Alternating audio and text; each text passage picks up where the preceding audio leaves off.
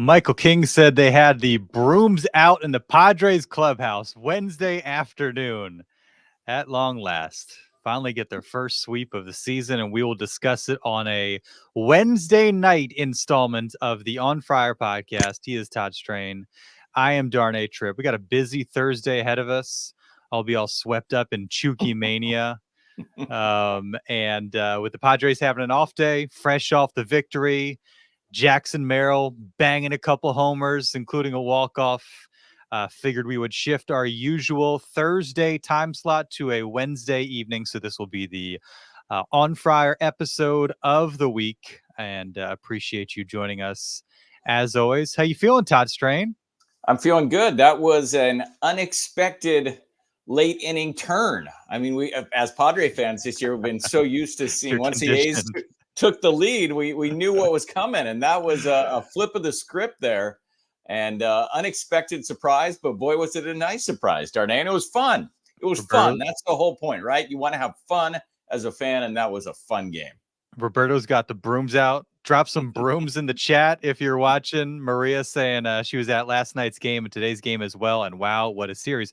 Maria's just got to go to all the games because she goes to games and they win in walk-off fashion and finally get a sweep. And so maybe Maria's the good luck charm that the Padres need. If you are watching live on the YouTube stream, get in the chat. Let us know what you think, how you feeling. We'll include it on the pod.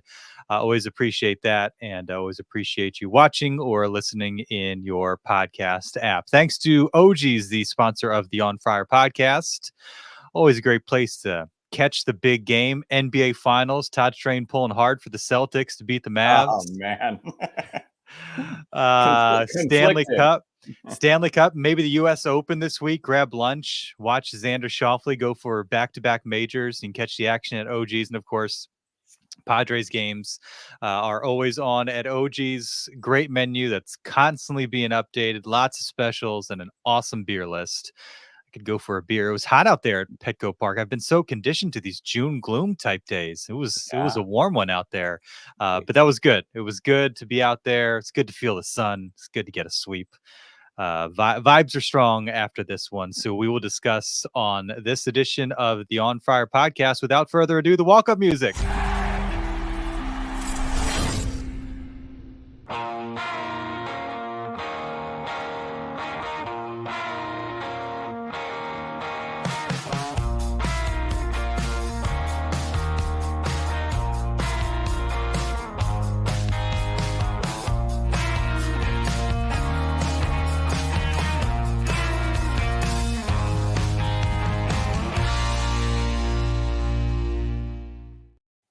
It is the On Friar podcast brought to you by NBC 7, a Wednesday night installment of the pod again. No usual Thursday pod this week with Chukey Mania going on. Padres having an off day. And with a game like that, it's good to get some instant reaction, which isn't always the case. And so happy to do that. I'm sure we'll talk Jackson Merrill. I've got some sound from the Padres clubhouse.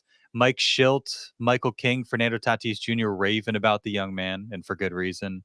I'm sure we'll talk Stephen Kolek, Michael King, Donovan Solano, Kyle Higashioka. All the big names we expected to be talking about when the season started, right?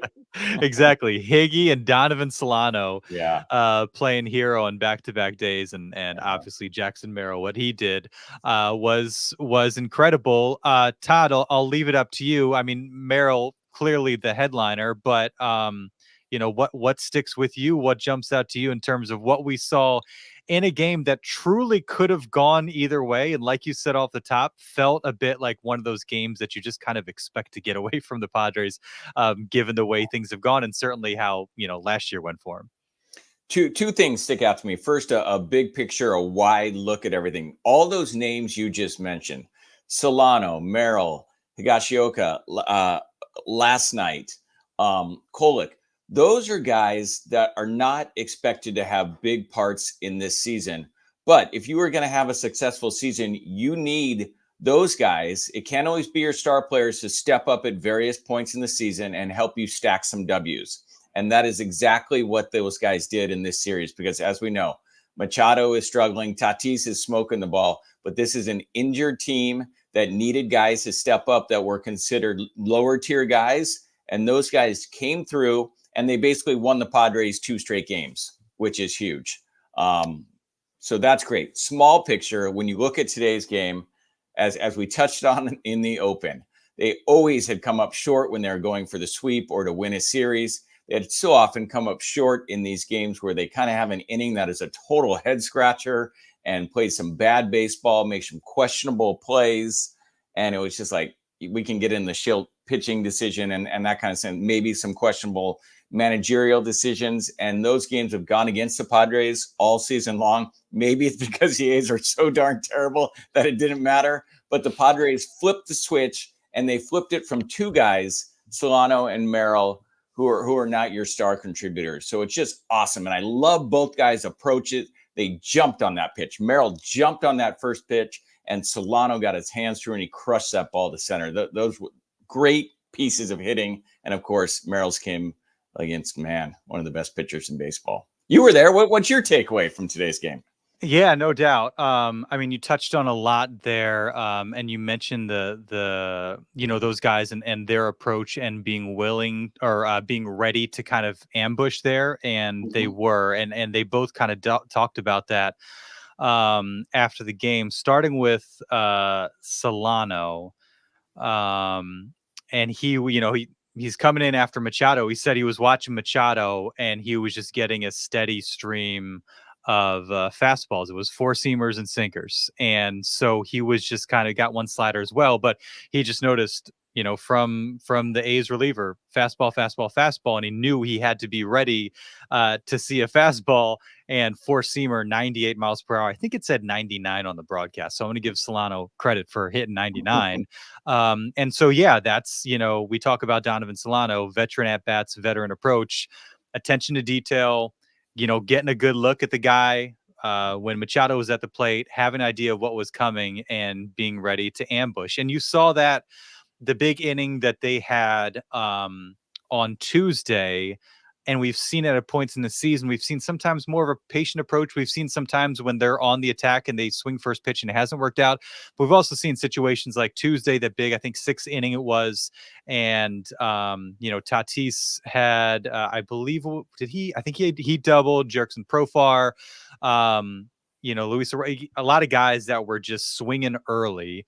And it worked out for them. Donovan Solano, another good instance of that, where he had an idea of what was coming. He was ready for it, and he swung. And then you mentioned Mason Miller. I mean, kind of one of the most fearsome late inning guys in the league, just given his stuff. I mean, I'm looking at the, pitch by pitch. He threw 100, 101, and 102 to Ha-seong Kim in between high 80 sliders. And Jackson Merrill said he saw he knew when he saw spin, I got to jump on it because he's probably not going to see it too often. And you're going to likely get a pretty steady diet of 100 plus from Mason Miller. And again, Merrill being ready. First pitch, gets the spin, sees it, recognizes it, and knows I can't be late on this. I got to jump on it. And he did so, and the ball ended up in the right field stands. Donovan Solano said that Jose Azocar was saying when Merrill's going up to the plate, something along the lines of, Donovan, you got 2 homers. Jackson Merrill's going to get 2 homers. Watch. Before the words were out of his mouth, the ball was sailing to the stand. So shout out to Jose Azocar for calling Merrill's shot today. But yeah, just like really well thought out at bats from those guys, attention to detail, being prepared, and it paid off for them. You talked about, these guys needing to contribute. How much of this is a difference from last year's team, where if Manny and Xander and Tatis and Soto, some guy named Soto. If they're not doing it, nobody's doing it. And we know outside of Soto and Kim, really probably the second best offensive player on the team, arguably. I mean, Luis Campusano, fewer at bats. But when those big name guys weren't getting it done, nobody was really getting it done other than Gary Sanchez hitting a few homers here and there. It just felt like once you got past the stars, it was hopeless. And here we are in a situation where Donovan Solano jumpstarts them, keeps them in the game in the 8th, Jackson Merrill does what he does and then wins it in the ninth. And Manny Machado spoke about that afterwards. He's like, you need all these guys to win games. And that's what we have to do. That's kind of been the message. And that's what they saw today. Yeah. And what I really liked from Solano, since he's been in playing defense for Machado with the hip injury, Solano hasn't been great in the field. He's probably been a minus. He's made some plays that have cost the Padres runs. And today was one of those situations, but it hasn't impacted his play in the field, or mistakes in the field did not impact him at the plate.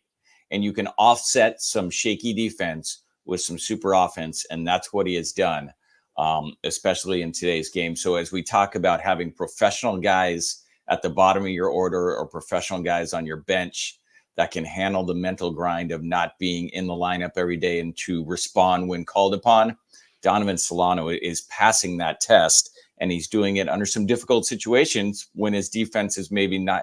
Admittedly, he'll tell you he should make some of these plays, and he's not making them, but it hasn't impacted his offense. And that is just huge. The baseball season is so long and so arduous. You need some games like this. You need some series like this, and you need some streaks from guys like this to get yourself through. It makes a huge difference. And I feel like it's worth, throwing Kyle Higashioka's name in that list as well, given what he did on Tuesday, with the walk-off homer. He's now got 4 homers in 17 at-bats in the month of June. Wow. And he had, one prior to that? And, he had a surprisingly high home run rate with the Yankees. He just didn't play a whole lot. So, those weren't turning into like 20, 30 home run seasons. Yeah. But, the power is somewhere to be found in that bat. We hadn't seen it very often.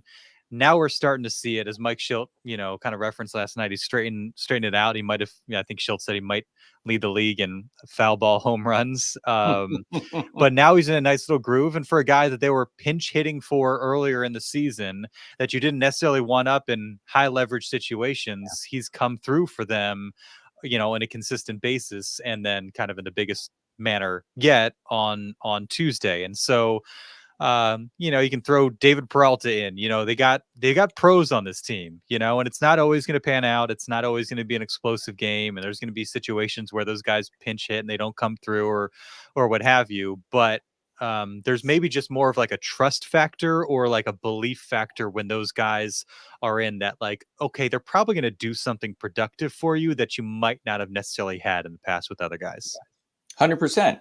And that's what everyone talked about coming into the season, whereas maybe this particular team is not as top heavy as last year. The lineup appears more balanced, and the bench appears more balanced. Now, obviously, I think there's still a need for a right-handed bat corner outfielder on the bench. But as you said, these guys are professionals, and they have played like professionals this year. And what everyone thought coming into the season has proven to be true. The Padres are deeper, they're more balanced, and they have a better mix of guys that can handle the variety of situations that a baseball season throws at you.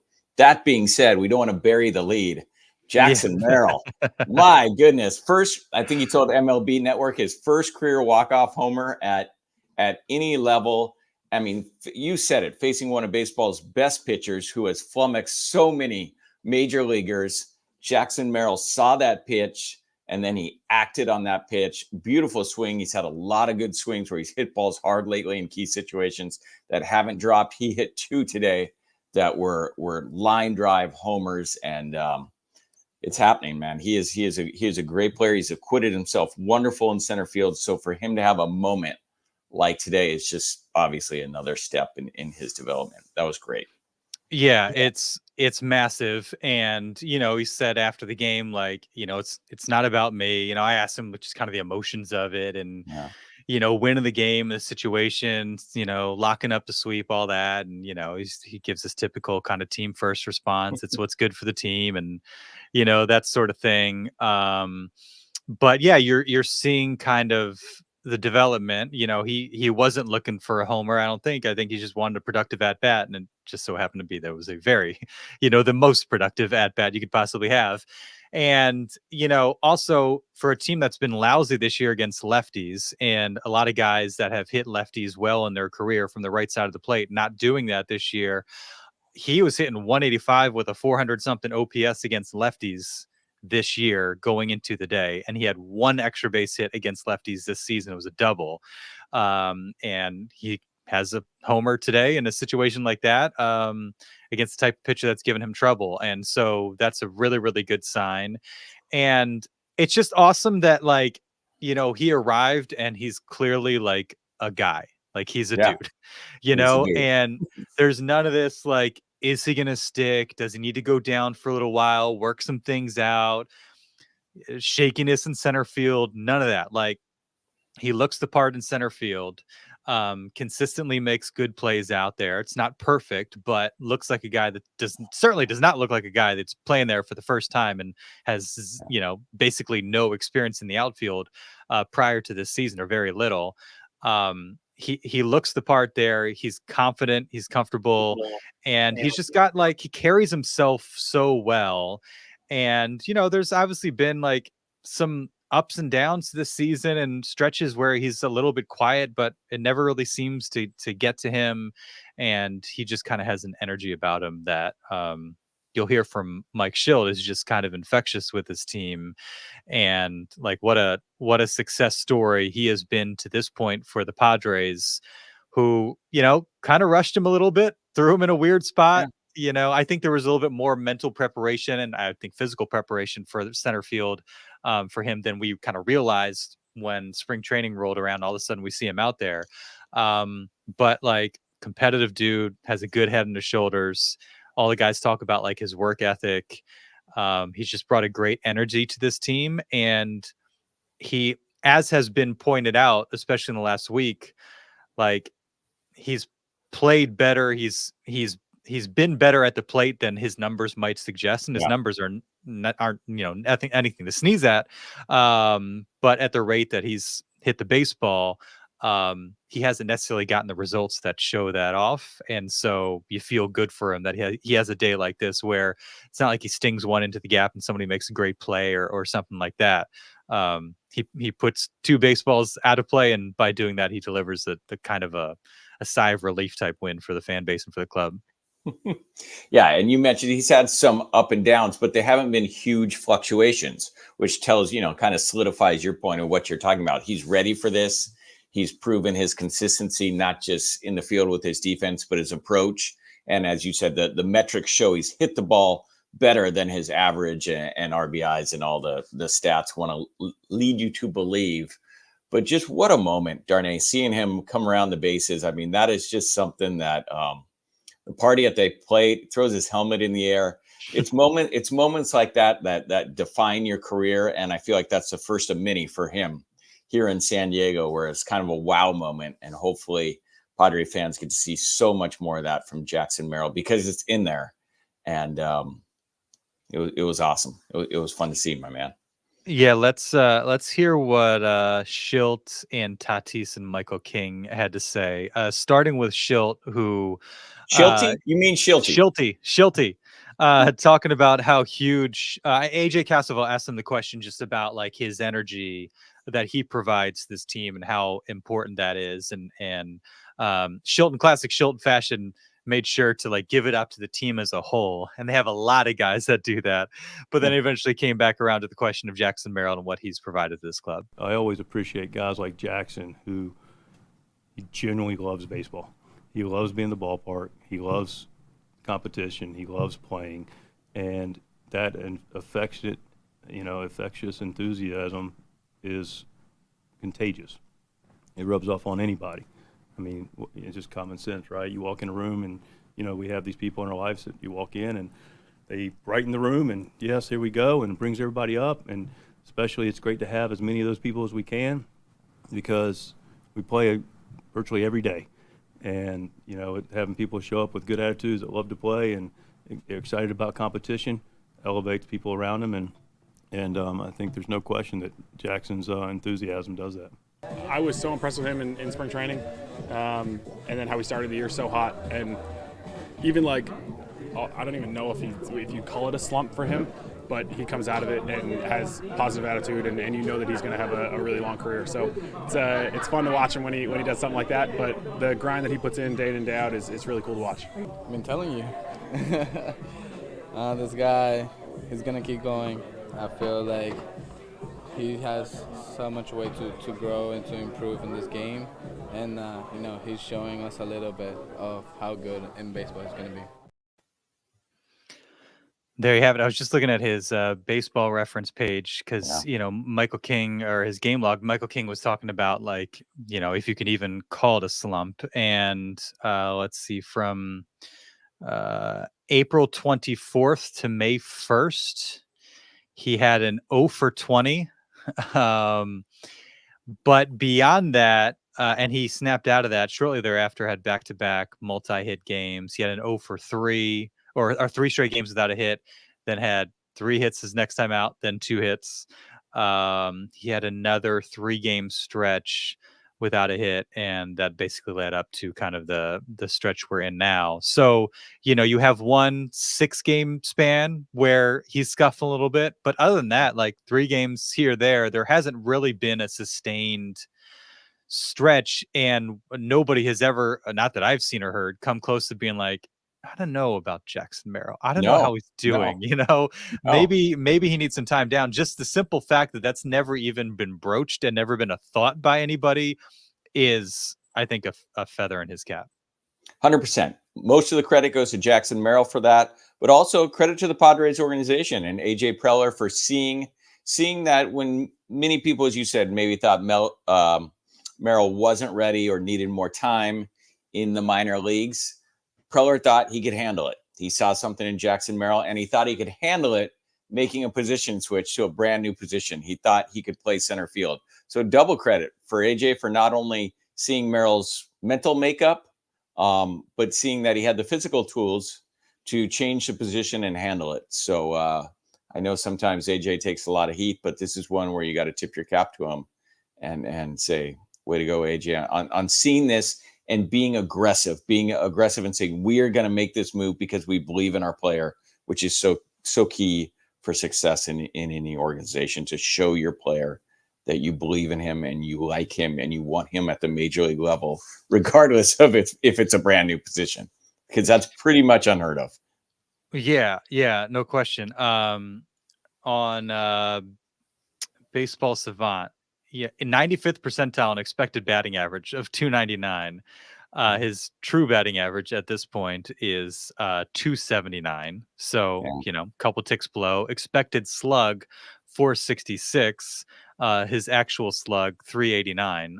So it just kind of gives you an idea of, like, we haven't seen him really have a whole lot of like batted ball luck yet. Mm-hmm. And if maybe it starts with today, not that today there was any luck involved, but if we start to see some of these drop, I mean, an already very impressive young man and season gets even more impressive. And it's pretty clear that the Padres have a good one. And the way the guys talk about him too, just like the respect they have for him and how he goes about his business, and like, he's got some personality. He talks, he dances, he has a good time, he gets guys fired up. And like, that could be a situation where, like, old school baseball, the vets are like, settle down, young man. We're going to do things a certain way around here, and you got to earn your stripes before you're dancing and doing all this stuff, which is so dumb. And, that's never really seemed to be like the MO of this era of Padres baseball. It's nice that he can be himself, and he clearly feels comfortable being himself, and he's been accepted for that. And I think, going back to your point about like instilling confidence in him, like that's part of it. And I think he probably even realizes like the role he plays in, getting guys up, getting guys fired up, kind of being a little bit of a heartbeat there. Maybe not to the extent that we've seen from like Fernando Tatis Jr. and his capability there. But you can't have too many of those guys in the clubhouse, and Jackson Merrill, crazy at 21 years old, already seems to be one of those guys. So basically what you're telling me is we should bring back the swag chain, that this roster is more equipped to handle the swag chain and the piñata in the locker room. This roster seems to me, from what you're telling me, Darnay, that they're more suited to all this. I dig it. Let's do it. That's an interesting point. Luis says, good point. Credit to Preller, who knew Merrill could handle the bigs. And you're right. We were all a little curious, a little skeptical of that. And one thing we don't necessarily understand all the time is the makeup, and that's why it's nice to talk to the John Connors of the world from Mad Friars, because they really get to know these guys at the minor league level. They get to know their families and all that, and so you get a sense of a better sense of who they are. But that part is usually a little ambiguous for us, and we're seeing what the Padres clearly knew, that like this is a guy that can handle it. He can handle the ups and downs. Mentally, he's there. Work ethic, he's there, and he's not going to be overwhelmed by kind of the situation he's in, even if it throws him some curveballs here and there. Yeah, as we give AJ Preller credit, but also that's his job, and you have to identify greatness when you see it. He did it with Fernando Tatis Jr. at a very young age. He's done it here with Merrill. I mean, that's what great talent evaluators do. I harken back to Jerry West, who just passed away today. He saw it with Kobe Bryant, whereas other general managers and executives didn't see it. As a talent executive, that's part of your job. And when you can identify those young players at a young age that are ready, that makes a huge difference for your team and your franchise. Donovan Solano, 313 average with an 848. 847 OPS. Wow. Impressive. Sorry, I don't mean to make a hard left turn after Jackson Merrill, but I was just kind of looking stuff. And I mean, and you got me thinking about like some of the other decisions that they've made. Unless you have anything else to button up the Jackson Merrill conversation. He's fun. No. He's energetic. He's fun to watch in center field. He's athletic. He's, not afraid to lay it out there. And days like this. And did Jake Cronenworth, I mean, he stole the mullet from Jackson Merrill, right? Like that's got to be I don't know if anybody's asked him, but that's clearly the inspiration for the mullet, right? I mean, they almost look like twins. If you're walking behind the guys and they don't have like their numbers on, you could maybe even confuse one for the other. And there seems to be some debate whether that is technically a mullet. I guess the young kids, that's kind of the hairstyle now. And I don't know if we're going with the full mullet terminology. I think the definition of the mullet is evolving as a younger generation levitates to a style that is similar to the mullet, but may not be the mullet. Yeah, that's fair. So we'll have to ask Crone and Jackson Merrill, is this a mullet? And did Jackson Merrill inspire you to grow out the mullet? I feel like there's a difference between like Joe Dirt and the haircuts that they have. I wouldn't want to be lumped in with Joe Dirt. No, I don't know if those fall in the same category, but I might be wrong. I was going to talk about the pitchers, but Fernando Tatis Jr. hitting streak ends, but in like worthwhile fashion. Now, granted, he had a few at bats before the 8th inning, struck out a couple times. Roberto says it is mullet adjacent. It's in the family. I like it. Mullet adjacent. All right. But Fernando Tatis Jr., 17-game hitting streak. Started to see the power stroke a little bit as it went on the last week, which is certainly very encouraging. And the best Fernando Tatis Jr. has looked since the 2021 season. Yeah. Now Darren Smith did remind me, and I looked at his game log, but somehow missed the month of June. He was really good last June. He's really good every June. So maybe I'm getting ahead of myself there, but about as good. Now, certainly he's got the longest hitting streak in his career, so that in and of itself sets it apart from any other stretch that he's had. But he's been really, really good lately. And I think there's kind of the concern of like, okay, what does peak Fernando Tatis Jr. look like? Maybe we've seen it over the last couple of weeks. Now, the hitting streak started with a lot of singles and that sort of thing. He wasn't hitting for a ton of slug. That kind of came around. But his approach has been better, limiting strikeouts a little bit. He went through kind of a stretch where the strikeouts were coming back and they're tick up from, how he started, but has done a good job of limiting those. Hasn't seemed as susceptible to the slider that dies low and away from him. That seems to kind of be a bugaboo for him. But and I asked him, like, what are you most proud of from the stretch? And he said just kind of the consistency of it, because that's baseball, and I think that's a good point. I think there's something to be said for just kind of that steady, sometimes boring consistency. It's not always multi-homer games, that sort of thing, but being that steady heartbeat, being consistent, getting on base, making things happen, especially for a team that does kind of rely, you have games like this where they hit a bunch of homers.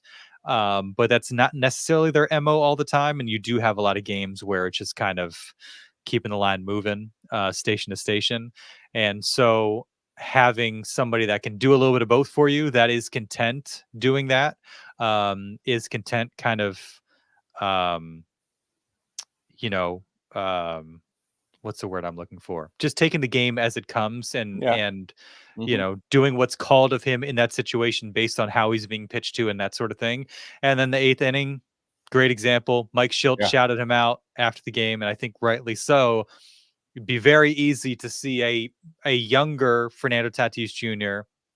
or a less mature player in general go fishing for that 18th hit or that 18th game with a hit in that situation, as opposed to being content, looking at a borderline pitch, drawing the walk, and setting up Donovan Solano. I tweeted out what Tatis said after the game. Said, having a good at bat, it's baseball at the end of the day. I feel like a good at bat is better, to help the team. I was just playing baseball the right way. Said he was grateful for the streak. Now let's get another one started. So hopefully that's the case. And, this is now sustained. This is the Tatis that we see from here on out, which would be great. It seems sustainable. It seems like he's got a good approach. He's not swinging out of his shoes. Like a lot of the home runs you see, it's just like effortless. Doesn't seem like he's swinging super hard. Doesn't seem like it's crazy hard contact, but the ball is soaring. And so that's been really refreshing, and it seems like something that he can kind of continue. And I think today, even sacrificing that hitting streak for the betterment of the team was a really good sign. 100%. And whether you're a hardcore baseball fan or a casual baseball fan who's just tuning in and watching Padre games, he looks better at the plate.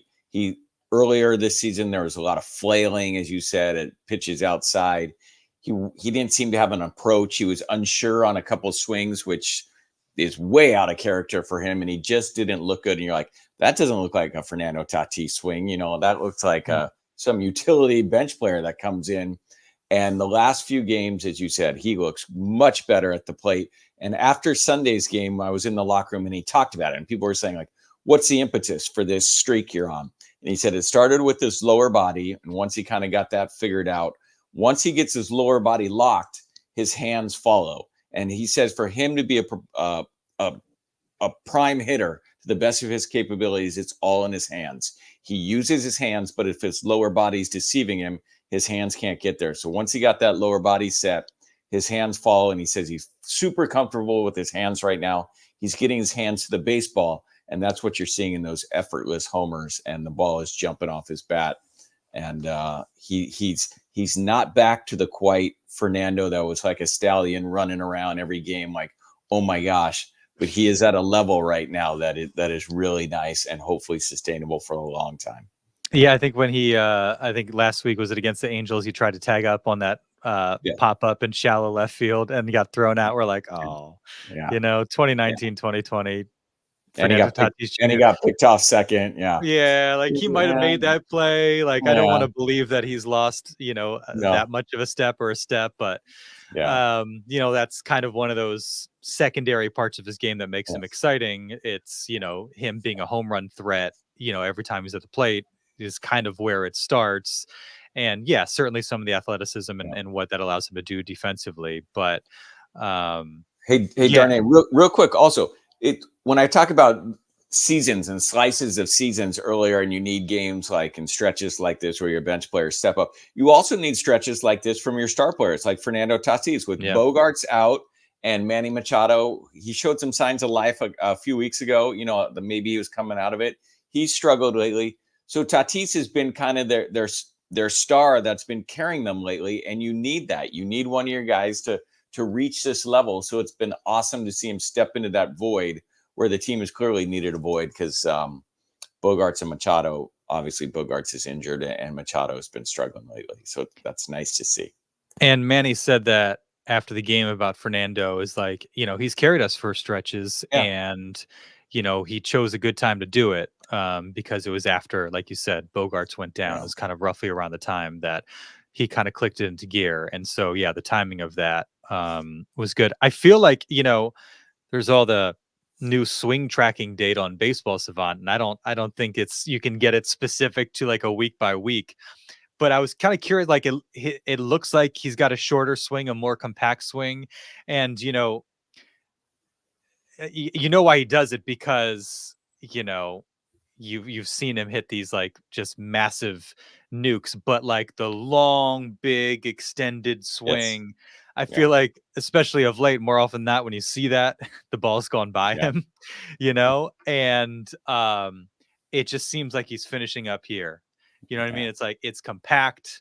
It's not necessarily a two-handed finish, but it's kind of like a tighter, shorter, like sawed-off finish. Yeah. Like he's hitting a little stinger, Tiger Woods stinger. Yeah. 3/4 swing. Well, correct me if I'm wrong, but when he had the shoulder issue, didn't they tell him he couldn't swing? He had to keep both hands on the bat through his whole swing. You couldn't do the one-hand follow through. And it worked well for him in 2021. Yeah. It worked really, really well for him. Yeah. And so, I don't know if I would have been opposed to seeing him just stick with that. And he hasn't. He does it on occasion, but it's felt like he's had kind of a shorter follow through and a more compact swing. And whatever he's done, it's worked for him. We just don't want to see him come back next week choking up like 3/4 of the way, like some like 1970s shortstop or something, spraying balls the other way. No. Leave that to Luis Ariz. Yes. Schilt was asked about Jerks and Profar. Profar said, I got an at bat in me today. And Schilt said, thanks, but we're going to hold you off in this one. So it sounded like Profar was ready to go. And he spoke before the game. And it sounded like, he's been dealing with this for a while and just got to manage the pain. And Tuesday was a tough day to do that, and so doesn't seem like a serious thing in the sense that like it'll keep him from playing for long stretches, but you don't necessarily love him having to kind of play through pain and not be 100%, given what Manny Machado says, the first day of spring training is the last day anybody's at 100%. Yeah. But when you're dealing with tendonitis or whatever that is in his knee, I mean, that's even more of an obstacle. And even more amazing when you consider the season he's had and how he's played, and how he's hit the ball with power, with velocity, and with efficiency to be dealing with that injury. But as Manny said, a lot of these guys are playing with bumps and bruises and things much more serious than that. And we kind of got taken behind the curtain when Profar swung out of his shoes the other night and popped his knee or whatever he did. Just you would have, I mean, that would have been such a gut punch if it was something serious, given that he could be an all-star for the first time. That would be, such a drag. Mike Schultz's favorite player, Stephen Kolek. What an appearance after just a total mess of Wandy Peralta, and Kolek comes in, bases loaded, no outs, couple strikeouts. Jose Azocar makes an incredible play in left field. Schilt obviously shouted out his boy, and even Michael King, though, he was like, that was kind of the big turning point of the game, or the emotional swing, because it's sitting there, what was it, 3-2 at that point? 3-2, bases loaded, no outs. Yeah. And so it could have gotten really, really hairy. And we've seen things get hairy with Stephen Kolek on the mound. And we got good Stephen Kolek. And it did end up being a turning point. Now they got one more across in the 8th, but then set up Donovan Solano to tie it up and kept the game kind of in reach there. So shout out to him. We get an idea of what Mike Schultz sees in Stephen Kolek. Hopefully he can do it more consistently. Last time he shouted out Stephen Kolek after the Yankees game, he got shelled for like 8 runs over his next 2 appearances. So peaks and valleys with Stephen Kolek, who, a Rule 5 guy. If they get rid of him, he's gone. And they seem motivated to hold on to him. And Yuki Matsui, leadoff guy always gets on against Yuki Matsui, and he kept it from going sideways. And so some good signs there. Yeah, Schilte loves himself some Stephen Kolek.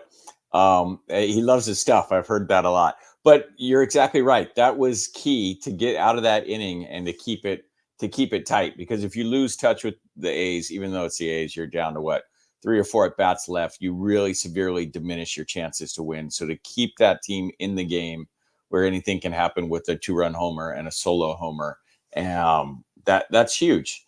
And it's great to see, because the Padres are going to need guys in their bullpen. Their bullpen has been a little bit up and down this season. So if they could establish some rhythm there and some confidence in some guys, that can go a long way, not just in the middle of the season, but the end of the season, and hopefully the postseason. So I'm happy to see it. And you always want to see the Rule 5 guys succeed, because, as you say, they're on a short leash for their careers. It could be over in a hurry. Michael King was awesome. He was 12 strikeouts over 5 innings. Had to get him out of there in the 6th on 98 pitches. And he's been, he's gotten it kind of figured out of late after, a few tough outings here or there. The first couple months of the season, gave up a ton of homers. And then over the course of his last, 4 starts, 5 starts.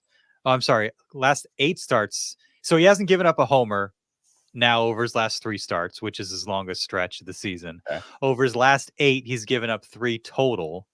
And he had allowed 8 the 4 games prior to that. It was a real issue. And he said he doesn't feel like he's changed a whole lot. It's just like he's turning those hard hit balls into grounders. He's keeping it on the ground, as opposed to letting them go skyward on him, where bad things can happen. And so he doesn't think there's some massive adjustment. It's just, keeping the ball on the ground a little bit more consistently. And he's done that. And it's easy to do that when you strike 12 guys out. Yeah. A little bit Snellish in that it wasn't a super, super efficient outing, 98 pitches there and without an out in the 6th. And that's kind of high strikeout guys. You can kind of run into that a little bit. But I mean, his stuff is nasty. I mean, he's one of those guys you watch and you're like, I don't know how anybody ever gets a hit in Major League Baseball facing these guys. Like, his stuff, the break on his stuff and the way pitches work off one another and it's moving in both directions. It's just like, you can understand why there was the appeal to him, and a guy that can get a lot of strikeouts. And we've seen that at points, not all the time, but today you kind of saw that guy. Yeah. I mean, 12 strikeouts and not even a full 6 innings he was dealing. He has great stuff, as you said. I just feel like so many times this season I look up and a Padre pitcher is in the 4th inning and his pitch count is like at 68. If we could work on that, if we could get it in the 40s, or something like that. But King has been great. He's on a great stretch right here. As you said, he had some issues earlier. He's kind of reverted back to the line, and he is working, and hopefully there's a sign of things to come. I was interested in hearing your take on this. He was visibly upset when he was taken out today with a 2-0 lead, 2 on in the 6th inning. I think he wanted to get out, have at least the opportunity to face one more batter, maybe 2 more batters, and get out of the innings. 98 pitches. I understand Schilt's perspective, but I also want to see Schilt trust his guys. So that's an interesting thing. What are your thoughts on that, Darnay? He was upset. King wanted to stay in that game, and that's happened. There's been a little bit like that before with Schilt and King. Was he upset at himself, or was he upset at Schilt? Was he upset that he went back out there for the 6th and gave up 2 hits? I think he was. I'm not in King's mind, but it seemed to me, and to seem other observers who were announcing the game, that he wanted to stay in that game, was not happy with Schilt's decision, which was referenced for previous things as well. So I don't think I'm the only one seeing that. There is something I've had this in the back of my mind, and I need to fully workshop it. So I'll tease this take, but I'm not ready to go all in on it. All right. But I do feel like there's an extent to which Mike Schilt speaks more confidently about his guys than he manages them. That's fair. I don't think you And need to. I don't think you need to workshop that. I think and that's fair. I think there and you see it with a typically shorter leash than what Bob Melvin had. And one of the Yeah. things that worked great for Bob Melvin in 2022 that did not work so great in 2023 was he would let those guys get an extra out. He would push them out for an extra inning. And oftentimes it worked for them. And the guys seemed to really enjoy that and appreciate that. Whereas Mike Schultz seems a little bit more ready to, uh, you know, to get the hook out and Yeah. less likely to say you can handle this, go do it.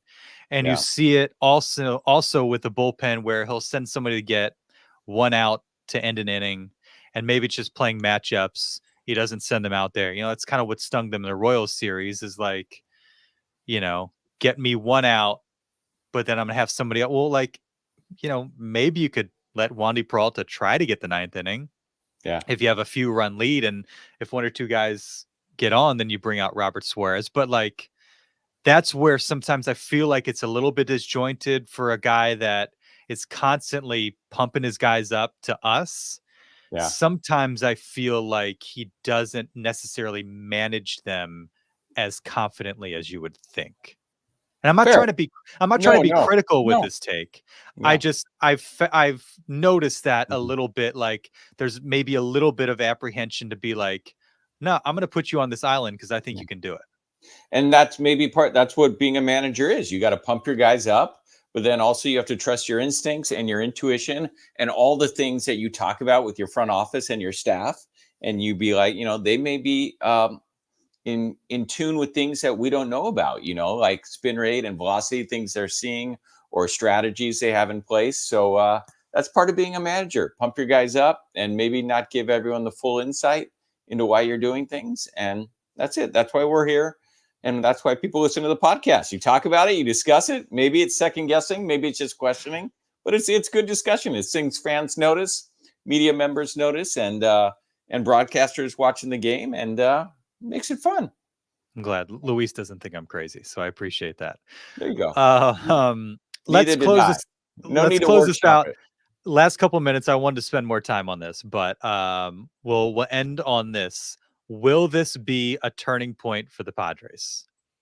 Come off the Angels series, couple explosive performances over the weekend against the Diamondbacks, but leaves you kind of wanting more after they get thumped on Sunday. Finally sweep a team that even Jackson Merrill said this is what we should be doing against these types of teams.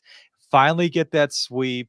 You do a lot of good things. You win some games that could have gone the other way, getting contributions from different guys. Now you go to the Mets, you go to Philly. You're facing a bad team, but then they've been good against good teams, which you'll see in Philly. So are we going to look at this series against the A's as, okay, that's when they kind of kicked it into a different gear and maybe got above 500 and stayed there and kind of padded their record a little bit and kind of solidified themselves in the wild card race a little bit more? No, I don't think so. I think this is a good team, and I think they're going to make the wild card, and I think they'll make the wild card relatively easily. But I don't think this series is going to set. I don't think they're going to run off 7 of 10 or anything like that. I think it's going to be a steady build towards multiple games over 500. But I don't think this is a huge turning point.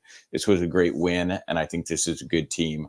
But I don't foresee like a 16 out of 20 stretch from here. Hopefully, I'm wrong. It is interesting in that, and it's just kind of the nature of the situation that they're in, the position that they're in. That it could just so go either way, and that's again when you're 500, that's always sort of the case.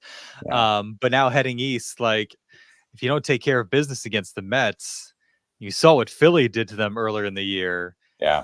Then you're feeling like you're on tough footing, Yeah. and then you come home and you got what's currently a 40-win Brewers team, and then you've got the Nats who aren't not lighting the world on fire, but they're kind of in that range of teams that could challenge you for a wild card spot if things go one way or another. So then they hit the road again, Boston and the Rangers. So I don't know.